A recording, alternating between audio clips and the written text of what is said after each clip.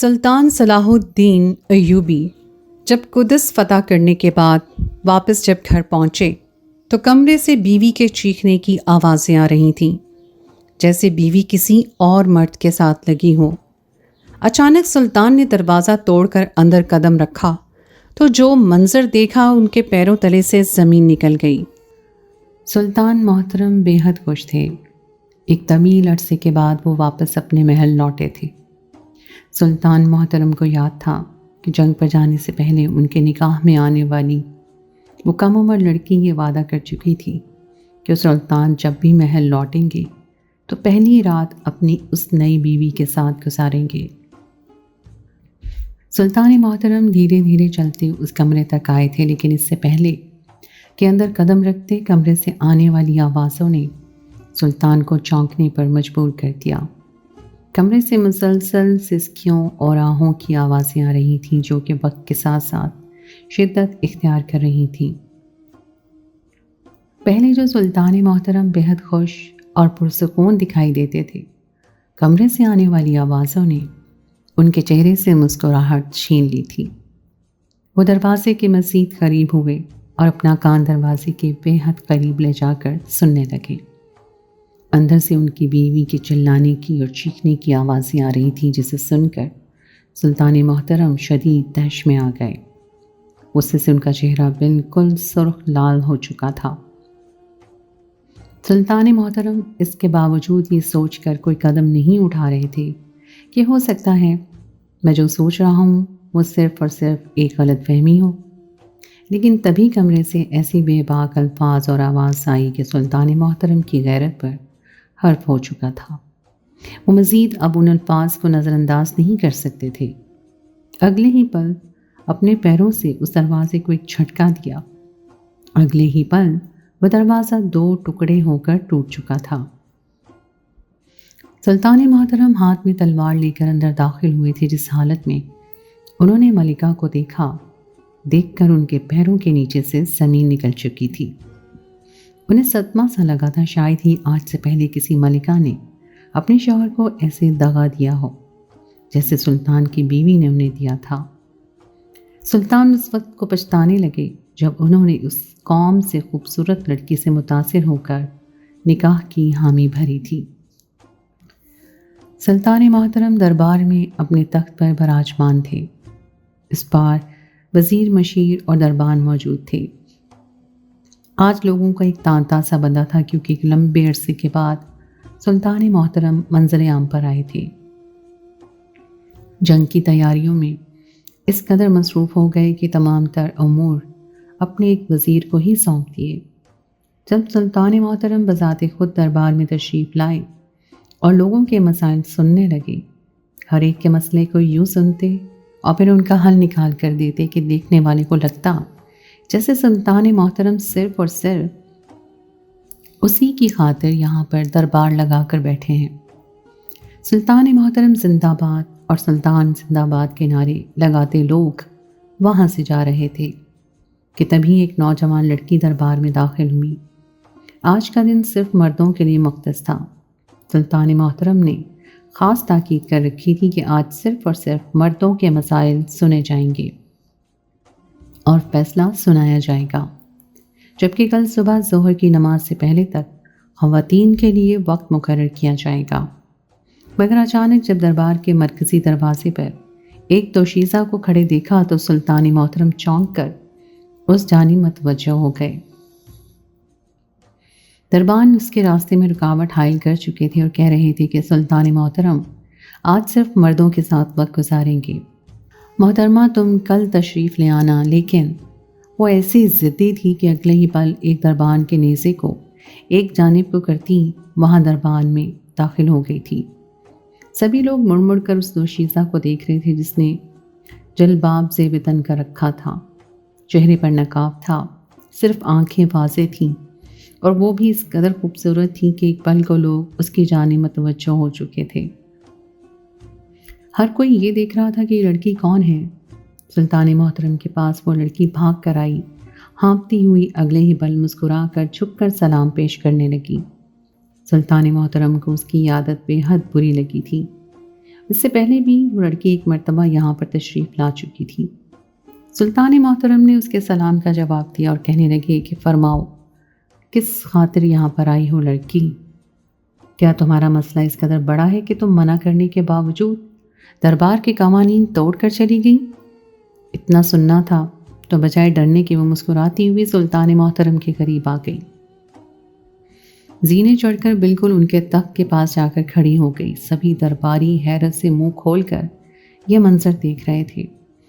جب وہ دوشیزہ کہنے لگی، سلطان محترم، آپ جانتے بھی ہیں میں آپ کی خاطر کتنے دنوں سے بے چین بیٹھی ہوں، میرا ایک ایک لمحہ کس قدر بے چینی سے گزر رہا ہے، کتنی ہی مرتبہ محل کے چکر لگائے مگر آپ کے دیدار نصیب نہیں ہوا۔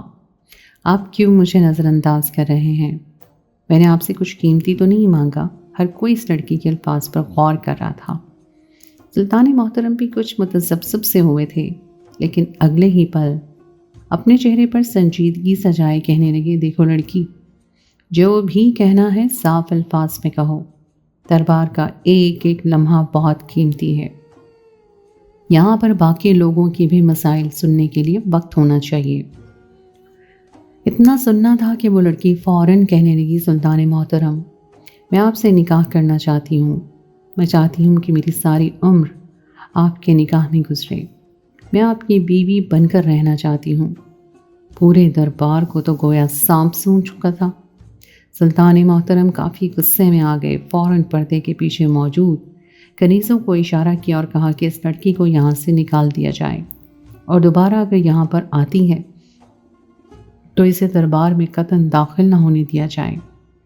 وہ لڑکی رونے لگی تھی، بے چین سی ہو چکی تھی، اپنے آپ کو چھڑوانے لگی، لیکن اسے دربار سے باہر چھوڑ دیا گیا تھا۔ وہ کہنے لگی کہ میں احتجاج کروں گی، بھوک ہڑتال کروں گی، میں نے آپ سے کچھ بھی ناجائز نہیں چاہا، میں آپ سے بس نکاح کرنا چاہتی ہوں، یہی میری خواہش ہے، میں کھانا پینا ترک کر دوں گی اور یہیں پر آپ کے دربار کے باہر بیٹھی مر جاؤں گی، اور میری موت کے ذمہ دار صرف اور صرف آپ ہوں گے سلطان محترم۔ سب لوگ اپنے منہ پہ ہاتھ رکھ کر کہہ رہے تھے کہ کیسی بے وقوف لڑکی ہے، ارے اس کے ماں باپ کہاں ہیں؟ کیا انہوں نے اپنی لڑکی کی تربیت یہی کی ہے کہ حاکم وقت کے پاس آ کر اس طرح کے الفاظ بیان کریں؟ ارے اسے تو کنیزیں مانگنی چاہیے تھیں، اور یہ ہے کہ سلطان محترم کی بیوی کا رتبہ مانگ رہی ہے۔ سلطان محترم کو اس کا انداز بچکانا لگے گا۔ سلطان محترم نے اسے نظر انداز کر دیا اور لوگوں کے مسائل سننے کے بعد محل میں آ گئے، لیکن تبھی وہ دوسرے سپاہی گھبرائے ہوئے انداز میں بھاگتے ہوئے سلطان محترم کے پاس آئے اور کہنے لگے کہ سلطان محترم جلدی چلیے، وہ لڑکی تو پاگل ہی ہو چکی ہے، نہ جانے کب کیا کر گزرے۔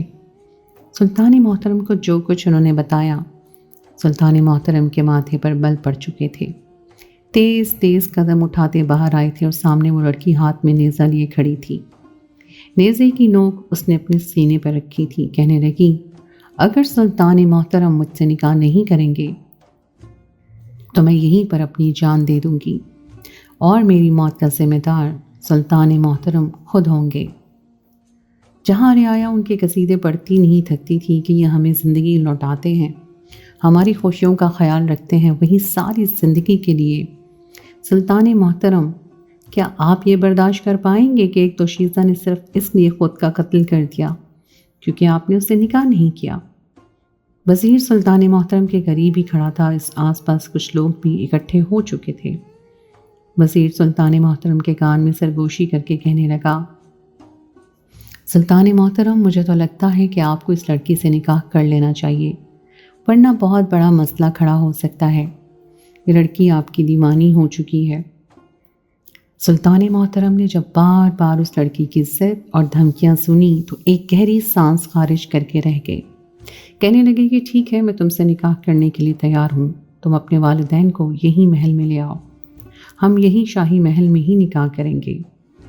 اس بات پر وہ لڑکی پہلے تو مسکرائی تھی، لیکن اگلے ہی پل اس کی آنکھوں میں آنسو آ گئے، وہ رونے لگی اور کہنے لگی، سلطان، میرے ماں باپ کب کے وفات پا چکے ہیں، ظالم چچا چچی ہیں جنہوں نے مجھے اپنے گھر میں لونڈیوں سے بھی بدتر حالت میں رکھا ہوا ہے، مجھ پر ہر طرح کا ظلم کرتے ہیں، صرف ایک آپ ہی ہیں جن کے سائے میں آ کر مجھے لگتا ہے کہ میں پرسکون زندگی جی سکوں گی۔ وہ کم عمر لڑکی سلطان محترم کو اپنے دکھڑے سنانے لگی۔ سلطان محترم کے دل میں اس کے لیے خاص گوشہ بن چکا تھا۔ اسی روز سلطان محترم نے اس لڑکی سے نکاح کر لیا، اور ایک رسم تھی جب سلطان محترم پہلی رات کسی کے لیے مختص کمرے میں گئے تو وہاں پر ہر سو پھول بکھیرے گئے تھے، دیے جلائے گئے تھے، اور وہ کمسن دلہن بنی زیورات سے سجی بستر پر بیٹھی تھی۔ وہ تو سلطان محترم سے بھی زیادہ بے تاب لگ رہی تھی، شاید یہی سوچ رہی تھی کہ سلطان محترم آ کر رشتے ازدواجیہ کو آگے بڑھائیں گے۔ سلطان محترم اس کے قریب گئے اور بطور تحفہ ایک خوبصورت بار اس لڑکی کے سپرد کیا۔ وہ دیکھ کر بےحد خوش تھی۔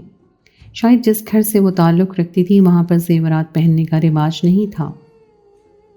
یوں اس کی آنکھوں میں زیورات کی چمک سلطان محترم بخوبی سمجھ سکتے تھے۔ اگلے ہی پل وہ اپنی حدود پھلانگنے لگی، سلطان محترم کے قریب آنے کی کوشش کرنے لگی، لیکن سلطان محترم بستر سے اٹھ چکے تھے۔ پھر کہنے لگے کہ یہ وقت عبادت کا ہے، میں رات کا یہ پہر عبادت میں مشغول رہتا ہوں، تم بھی باوضو ہو جاؤ، نماز شروع کرتے ہیں۔ اس لڑکی نے جب یہ سنا تو اس کے چہرے کے تاثرات بدل چکے تھے۔ فوراً اپنا رخ پھیر گئی اور پیٹ پہ ہاتھ رکھ کر کہنے لگی کہ میرے پیٹ میں شدید درد ہے، ایسی حالت میں مجھ سے نماز ادا نہیں کی جائے گی۔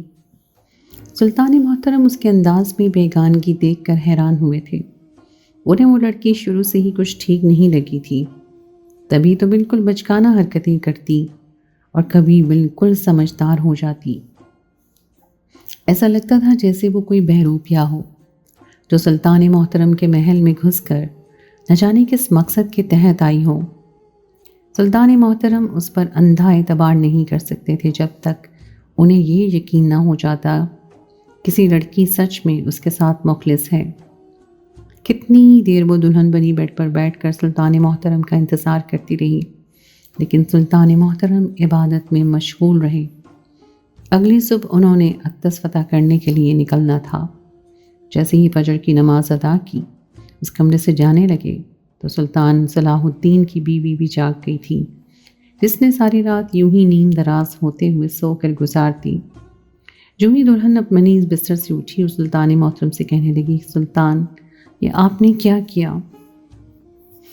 میں آپ کے ساتھ آپ کی بیوی تھی، ساری رات اس انتظار میں بیٹھی رہی کہ کب آپ میرے ساتھ اس رشتے کو آگے بڑھائیں گے، لیکن آپ نے تو مجھے بالکل ہی نظر انداز کر دیا۔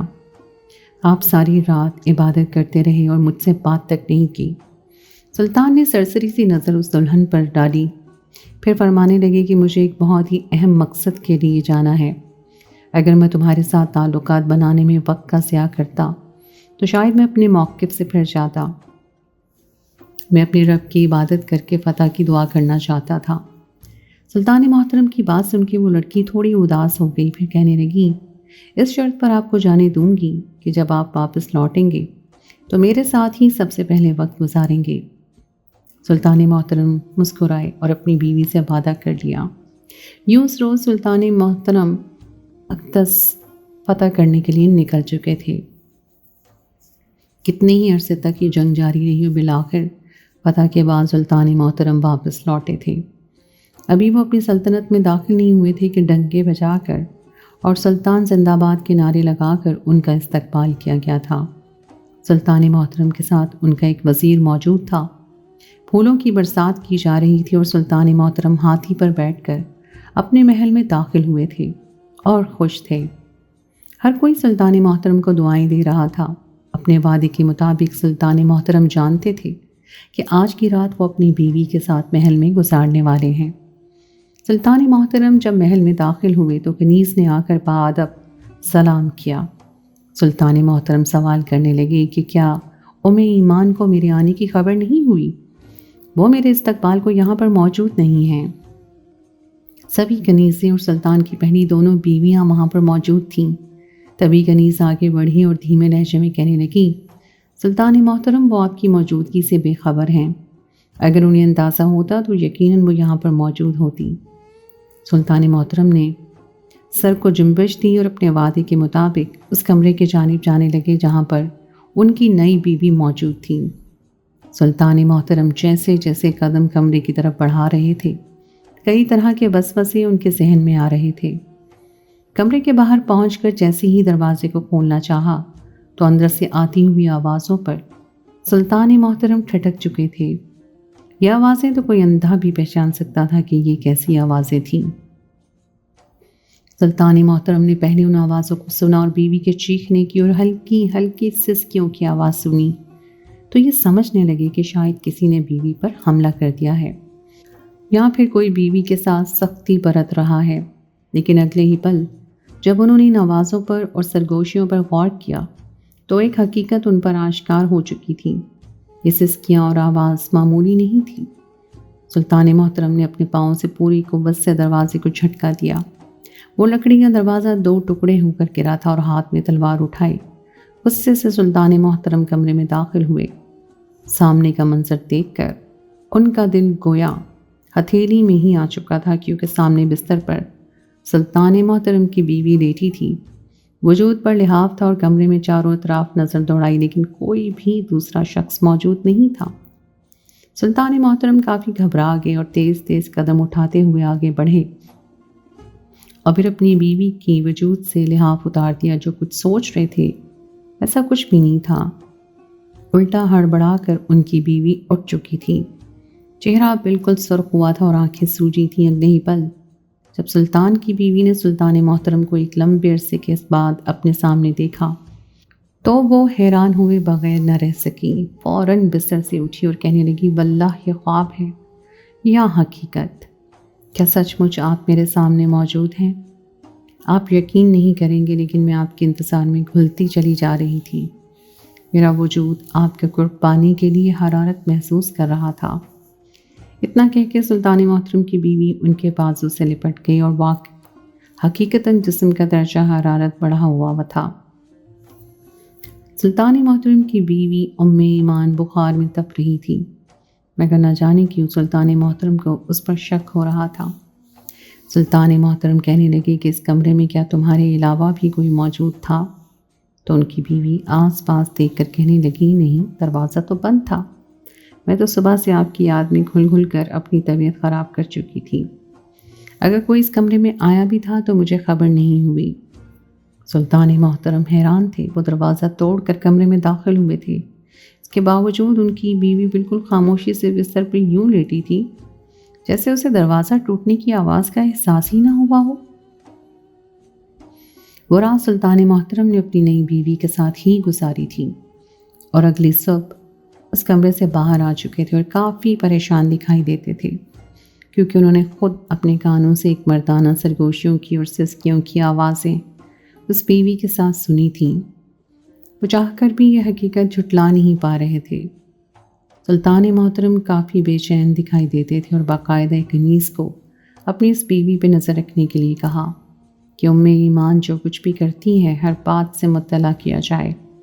کنیز بھی نئی بیوی کی مخبری کرنے لگی تھی اور سلطان محترم کو بے چین دیکھ کر وزیر نے بھی سوال کیا کہ سلطان محترم آخر کیا بات ہے جو آپ کو بے چین کیے ہوئے ہے؟ سلطان محترم نے وزیر کو یہ بات بھی بتا دی، جسے جاننے کے بعد وزیر ہی کچھ سوچ میں پڑ چکا تھا۔ پھر کہنے لگا کہ سلطان محترم مجھے لگتا ہے کہ یہ صرف اور صرف آپ کی غلط فہمی ہے۔ آپ کی بیوی باقی بیویوں سے بڑی منفرد ہے، کسی محل کے امور میں دھیان نہیں دیتی، نہ ہی کسی محل کے کام میں بلا وجہ حکمرانی جتاتے ہوئے دیکھا گیا ہے، بلکہ اپنے کام سے کام رکھتی ہے اور خود کو صرف آپ تک ہی مختص کر رکھا ہے۔ سلطان محترم سوچ میں پڑ چکے تھے، لیکن کچھ تو دال میں کالا ضرور تھا۔ سلطان محترم نے ابھی تک اپنی اس بیوی کے ساتھ اپنے تعلق کو آگے نہیں بڑھایا تھا۔ اس روز سلطان محترم اپنی پہلی بیوی کے ساتھ حجرے میں موجود تھے کہ جب آدھی رات کو ایک عجیب سی بے چینی پر سلطان محترم اٹھ بیٹھے۔ اس وقت سلطان محترم اپنے محل کی اوپری منزل میں موجود تھے۔ کھڑکی کے پاس آ کر جب نیچے کا منظر دیکھا تو جو چیز دکھائی دی وہ دیکھ کر سلطان محترم کے ہوش اڑ چکے تھے، کیونکہ یہ ان کی تیسری بیوی تھی جو اس وقت وزیر کے ساتھ باغیچے میں کھڑی بات کر رہی تھی۔ سلطان محترم کے دل میں شک کے بیج بوئے جا چکے تھے۔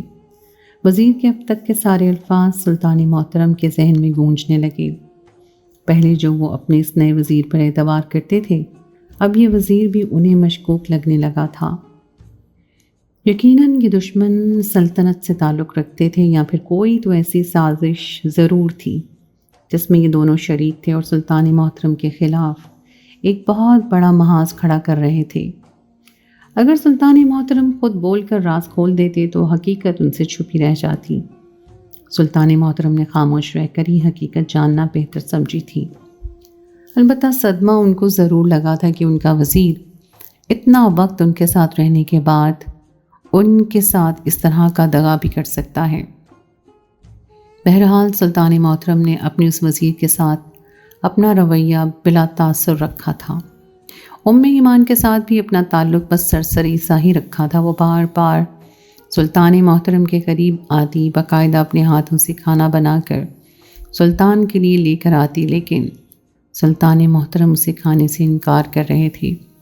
اگر اس میں کچھ ملا ہوتا تو سلطان محترم کی زندگی کو خطرہ ہو سکتا تھا۔ اس روز ایک مرتبہ پھر سلطان محترم نے کچھ سوچا اور عبادت سے فارغ ہونے کے بعد سلطان محل کے اس کمرے کی جانب جانے لگے جہاں پر ایمان رہ رہی تھی۔ سلطان محترم ابھی کمرے کے باہر ہی تھے کہ اندر سے آتی سرگوشیوں کی آواز وہ بخوبی سن چکے تھے۔ ایک جھٹکے سے انہوں نے دروازہ کھولا تھا اور سامنے سلطان محترم کی بیوی ایمان اور وزیر کھڑا تھا۔ سلطان محترم نے بڑے ہی غضبناک لہجے میں پہرے داروں کو بلایا۔ سپاہی وہاں پر آ چکے تھے اور اپنا یہ حکم دیا گیا کہ وزیر کو فوراً قید خانے میں ڈال دیا جائے۔ وزیر اپنی صفائی میں کچھ کہنا چاہتا تھا لیکن اس کی سنی نہیں گئی تھی، جبکہ ایمان روتی چلاتی سلطان کے قدموں میں گر گئی، کہنے لگی، سلطان میری بات سن لیجئے، بات سنے بغیر جانے پرکھے کوئی بھی فیصلہ مت سنائیے گا۔ لیکن سلطان محترم اگلے ہی پل بڑی سختی سے ایمان کو گردن سے دبوچ کر دیوار سے لگا چکے تھے۔ کہنے لگے، گستاخ لڑکی، مجھے پہلے ہی تم پر شک تھا کہ تم کسی منصوبے کے تحت یہاں پر آئی ہو۔ فوراً سپاہیوں کو حکم دیا کہ انہیں قید خانے میں ڈال دیا جائے۔ میں ان کی شکل بھی دیکھنا پسند نہیں کرتا۔ اگلے روز ہی دونوں کو پھانسی دینے کی سزا سنائی جانی تھی، لیکن اس سے پہلے سلطان محترم نے وزیر سے پوچھنا تھا کہ وہ کس منصوبے کے تحت یہاں پر آیا تھا۔ اگر یہ لڑکی اس کی پسند تھی تو اس کی شادی مجھ سے کیوں کروائی گئی؟ لڑکی سے جب اس کی آخری خواہش پوچھی گئی تو ایمان کہنے لگی کہ میں مرنے سے پہلے سلطان محترم سے آخری مرتبہ بات کرنا چاہتی ہوں، انہیں کچھ بتانا چاہتی ہوں، اس کے بعد تو مجھے 100 مرتبہ بھی پھانسی کے تختے پہ لٹکا دیا جائے تو غم نہیں ہوگا۔ سلطان محترم اکیلے کمرے میں اس کے ساتھ جا چکے تھے۔ وہ گھبرائی ہوئی تھی، وہاں پر آئی اور کہنے لگی کہ سلطان محترم، میں جھوٹ نہیں بولوں گی، موت کا سایہ میرے سر پہ منڈلا رہے، لیکن حقیقت یہ ہے کہ میں نے آپ کی امانت میں خیانت نہیں کی۔ میں اول دن سے ہی آپ کے ساتھ مخلص ہوں اور آپ کا وزیر بھی آپ کے ساتھ مخلص ہے۔ جو بات بتانے کے لیے وہ مجھے یہاں آیا تھا، اگر آپ جانیں گے تو آپ بھی یقین نہیں کر پائیں گے، لیکن یہ سچ ہے۔ آپ کی دوسری بیوی نے یہ سارا کھیل رچایا تھا تاکہ مجھے اور آپ کے وزیر کو آپ کی نظروں میں گرا سکے۔